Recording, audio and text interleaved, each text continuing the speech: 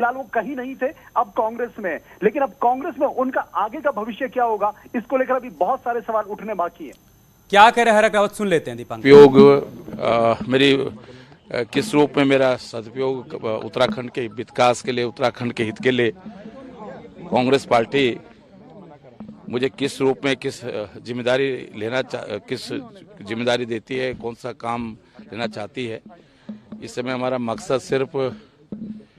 प्रदेश के विकास के लिए, प्रदेश के नौजवानों को रोजगार देने के लिए, दूर दराज के क्षेत्रों में तरक्की हो। और जो सपना उत्तराखंड राज्य निर्माण के संबंध में 1994 से लेकर 2000 तक जंतर मंतर पर संघर्ष के दौरान हमने जो सपना देखा था कि आज दो उत्तराखंड राज्य दो, कोदा झोरा खाएंगे, उत्तराखंड बनाएंगे, उस सपने को उस हंसा धनाई, बेलवंती चौहान, भाई बेंजवाल, जो सैकड़ों लोगों ने इस राज्य के लिए अपने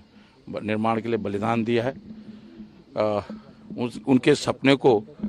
पूरा करने के लिए एक कार्यकर्ता के रूप में, एक सिपाही के रूप में माननीय सोनिया गांधी, राहुल गांधी, प्रियंका गांधी, हरीश रावत जी, अपने प्रीतम भाई गणेश गोदयाल जी के नेतृत्व में एक सिपाही की तरह, एक कार्यकर्ता की तरह पूरे प्रदेश के अंदर।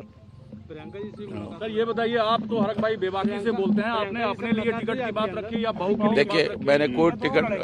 कोई टिकट की बात कोई शर्त नहीं रखी है, क्योंकि अब आप समझ सकते हैं, क्योंकि मैं कोई पहली बार विधायक या पहली बार मंत्री या बिल्कुल एकदम नया कार्यकर्ता नहीं हूँ कि पार्टी के सामने शर्त रखूं। मैंने कोई शर्त नहीं रखी, सिर्फ एक ही शर्त है कि उत्तराखंड में कांग्रेस की सरकार बने, भारतीय जनता पार्टी की विदाई हो और उत्तराखंड धरती जो भारतीय जनता पार्टी की फिलॉसफी है, हिंदूवाद और जिसको वो पोषक कहते हैं, ये गंगा यमुना की धरती। प्रियंका जी से मुलाकात हुई आज आपकी? प्रियंका जी से नहीं, क्योंकि प्रियंका जी अभी एक लाइव प्रोग्राम में हैं, लेकिन उनसे नमस्कार हुई है। ज्वाइनिंग किसने कराई सर फिर आपके? सभी पार्टी की पूरी लीडरशिप थी, क्योंकि हमारे प्रदेश अध्यक्ष से लेकर, प्रभारी से लेकर, वेणुगोपाल से लेकर सभी हमारे पार्टी के नेताओं ने आज विधिवत रूप से कांग्रेस में परिवार में एक सिपाही के रूप में, एक कार्यकर्ता के रूप में मुझे सम्मिलित कराया है, अनुकृति को सम्मिलित कराया है। और ये निश्चित रूप से मेरे लिए खुशी की बात है कि आज फिर से एक बार 20 साल मैंने कांग्रेस में संघर्ष किया है, 20 साल कार्यकर्ता के रूप में काम किया है, विपक्षी नेता के रूप में काम किया, कांग्रेस के 2012 की सरकार को लाने में, 2009 में 5 पार्लियामेंट सीट जितवाने में एक कार्यकर्ता के रूप में काम किया। आज फिर से एक बार उत्तराखंड में इंदिरा गांधी की कांग्रेस, राजीव गांधी की कांग्रेस, जिसने इंफॉर्मेशन टेक्नोलॉजी का युग भारत में लाए, आज फिर से उसी कांग्रेस को मजबूत करने के लिए आज मैं प्रदेश के अंदर। सर बनता है, आप कांग्रेस पार्टी में आ रहे हैं, ज्वाइनिंग हो गई, कांग्रेस पार्टी ने आपके आने का फायदा देखी होगी, लेकिन ये लगातार कहा जा रहा था कि पीछे के घटनाक्रम से कहीं कांग्रेस पार्टी को फिर वो दिन या समय ना देखना पड़े, ये बाधा थी आपकी कांग्रेस पार्टी में? नहीं, कोई बाधा नहीं थी, क्योंकि जब कोई सब लोगों के विचार, मैं चाहता था कि सबकी खुशी से मैं पार्टी में सम्मिलित हूँ, इसमें सबका आशीर्वाद मिले, सबका सहयोग मिले, सबके मन में खुशी हो। मेरे आने से कोई खुशी को, एक परिवार में जब सम्मिलित होता है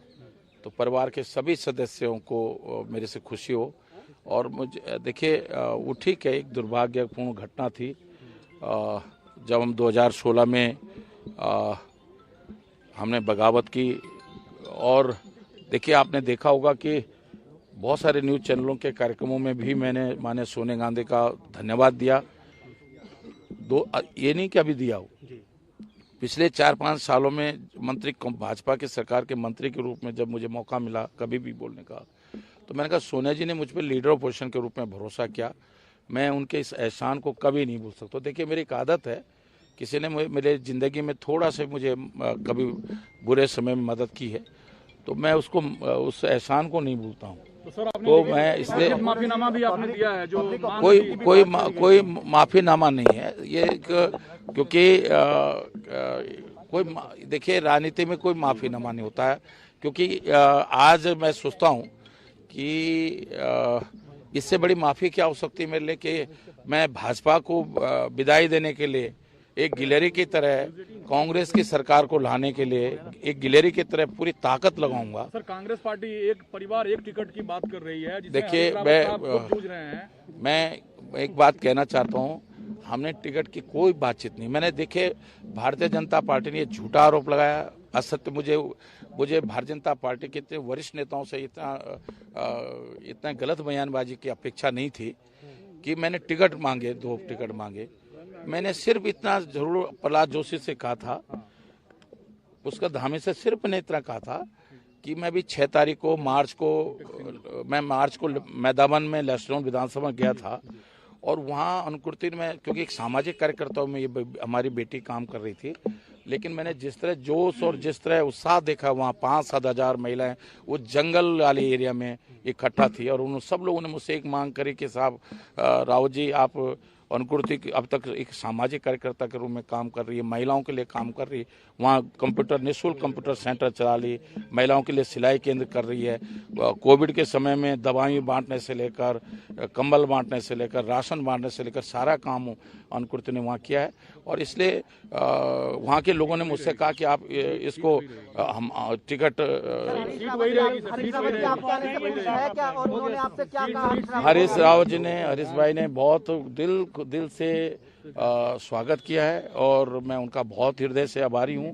अपने बड़े भाई हरीश रावत जी का।